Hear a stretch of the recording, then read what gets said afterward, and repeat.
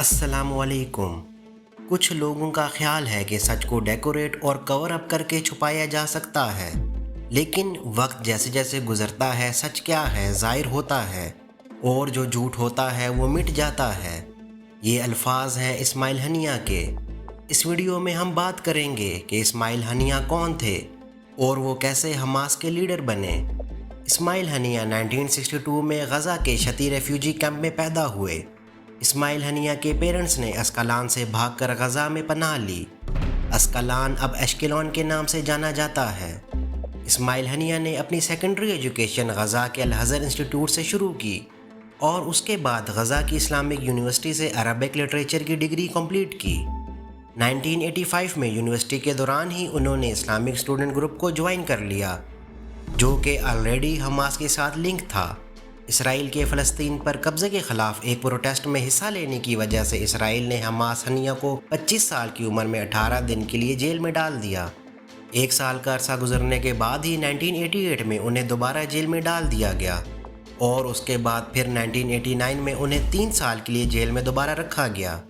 1987 में जब इस्माइल हनिया ने अपनी ग्रेजुएशन कंप्लीट की, उसी साल फ़लस्तीनियों ने इसराइली कब्ज़े के ख़िलाफ़ बड़ी तादाद में प्रोटेस्ट शुरू कर दिए।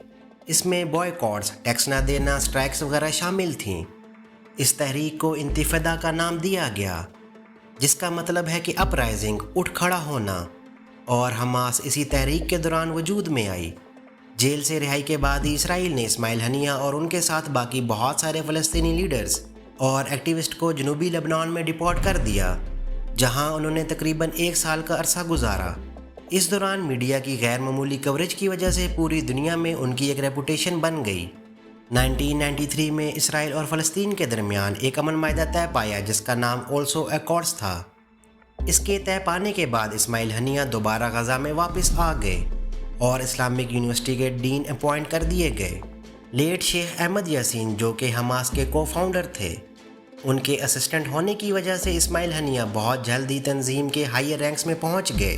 2001 में जब सेकंड इंतिफादा की तहरीक शुरू हुई, इस वक्त तक इस्माइल हनिया ने हमास के एक पॉलिटिकल लीडर के तौर पर अपनी पोजीशन मज़ीद स्ट्रॉन्ग कर ली। 2003 में इस्माइल और यासीन एक कातलाना हमले में बच गए, जब इसराइली जेट्स ने गज़ा में मौजूद एक अपार्टमेंट पर बमबारी की, जहां ये दोनों मुलाकात कर रहे थे। लेकिन सिर्फ 6 माह बाद ही यासीन को हलाक कर दिया गया, जो कि सुबह की नमाज के बाद मस्जिद से वापस घर जा रहे थे। 2006 में जब उनकी एज 44 ईयर्स थी, तब इलेक्शंस में उन्होंने कामयाबी हासिल की और फ़लस्तीन के प्राइम मिनिस्टर के तौर पर काम शुरू कर दिया। ये कामयाबी हमास ने फ़तह मूवमेंट के ख़िलाफ़ हासिल की, जो कि एक लंबे अरसे से फ़लस्तीन पर हुकूमत कर रही थी। लेकिन जल्द ही हमास और फ़तह की आपस में पुरतशद्दुद कार्रवाइयाँ शुरू हो गईं, जिसकी वजह से सदर महमूद अब्बास ने उन्हें वज़ीर-ए-आज़म के ओहदे से हटा दिया।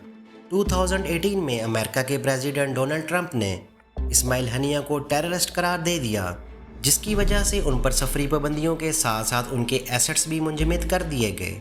2019 में वो हमास की लीडरशिप के ओहदे से हट गए और गज़ा को छोड़कर कतर चले गए, लेकिन उन्होंने हमास के लिए सफारती कोशिशें जारी रखीं। अप्रैल 2024 में उनके 3 बेटे जाजिम, अमीर और मोहम्मद, उनके साथ साथ 10 पोते पोतियाँ गज़ा की जंग में मारे गए। इस्माइल हनिया ईरान के प्रेसिडेंट की ओथ सेरेमनी में शिरकत के लिए ईरान गए हुए थे। वेडनेसडे की रात तकरीबन 2 बजे मिसाइल हमले के ज़रिए तेहरान के गेस्ट हाउस में निशाना बनाकर इस्माइल हनिया को हलाक कर दिया गया।